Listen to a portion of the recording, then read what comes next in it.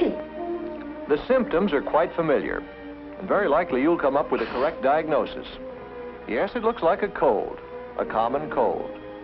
Runny nose, headache, achiness, very often a slight fever. Those are some of the symptoms of the common cold. Well, how do we get into that unhappy state? Do we have colds simply because of cold? Because of ice, snow, and low temperature? No. Funny thing about colds, where it is coldest, the inhabitants hardly ever get colds. Explorers tell us that Eskimos are cold-free, unless they come in contact with visitors from outside their frozen world. Then, if it is not just cold weather, what is it that causes so many of us to catch cold? Scientists think that most colds are caused by extremely small microorganisms called viruses.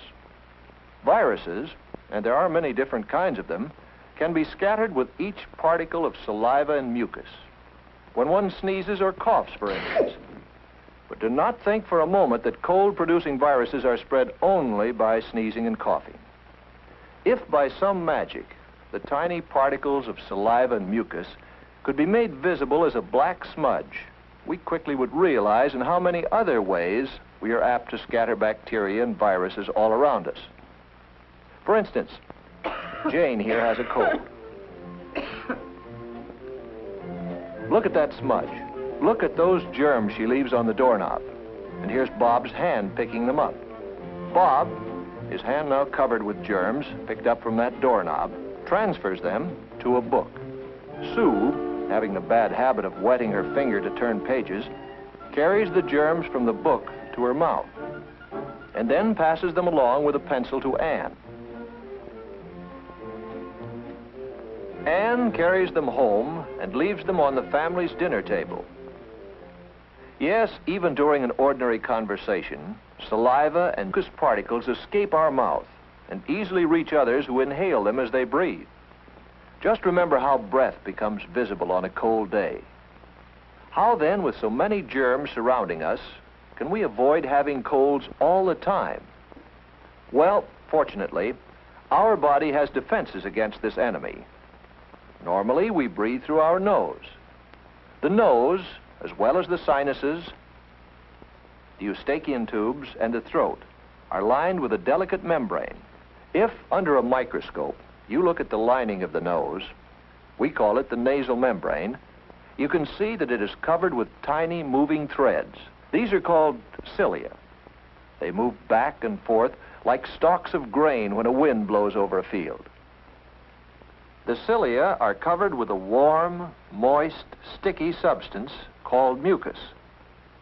The nose usually secretes about a quart of this liquid every 24 hours. This mucus, by warming and moistening the air we breathe in, prepares it for our lungs.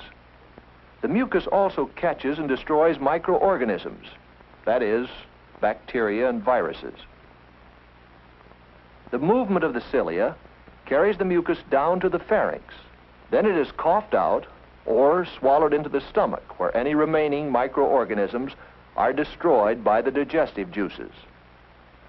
If these defenses are weakened, the cold virus will gain a foothold and cause the inflammations which so often are associated with the common cold.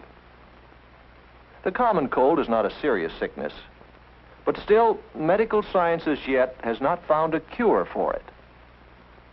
Ah, yes, there are remedies galore, all sorts of medications, which soothe pain and headaches and so bring some relief. However, they do not cure colds. And no matter how convincingly they may be advertised, do not use them without having checked with your doctor. But there is a sound prescription. If you have a cold, don't stay in school, because if you do, you may send others home with your cold.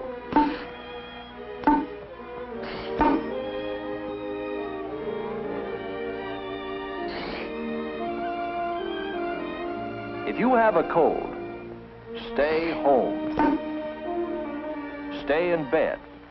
This is the prescription which common sense and medical science recommend. Medicines, but only those your doctor prescribes. No others. Warmth, rest, which you can get best when you stay in bed. And while you're there, you might as well make the best of it.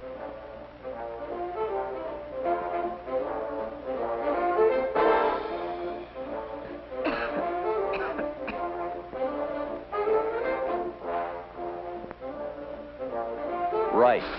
Use tissues instead of handkerchiefs. That way you'll dispose of the germs much better than when you blow them into a handkerchief. However, should you not feel better in a couple of days, or if you keep on having a fever, you should ask your parents to call a doctor. You see, what you think is a simple cold could really be the first symptoms of some other disease, such as measles, infantile paralysis, diphtheria, whooping cough, scarlet fever, influenza, and others. However, even if your illness proves to be only a simple cold, it is still important that you take care of it. A cold which is not treated might very well back up along the mucous membrane and so invade the sinuses, the cavities in the bones of the face and the skull. Or the infection may reach the middle ears when it invades the eustachian tubes, which connect the middle ears with the throat. Frequently, the inflammation also travels down the respiratory tract to the pharynx, the larynx, and the trachea. Your throat feels sore and your voice is husky. It travels to the bronchi. You have a bad cough. And occasionally even to the lungs, and that is pneumonia. These are painful complications, and they often take a long time to clear up. The best defense against the common cold and all these other diseases is to keep up the body's natural resistance. To do so, you must eat regularly and well-balanced meals. That is, meat, vegetables, fruit, milk, and so on. Get lots of exercise and fresh air, but do not exhaust yourself. In cold weather, you must wear sensible clothing to provide proper warmth to remain healthy.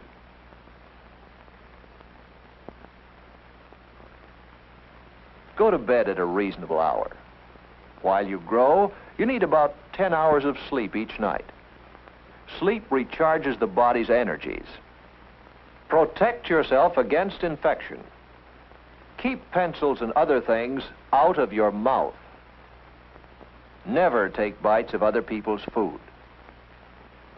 Do not use somebody else's drinking straw or glass, not even within your own family.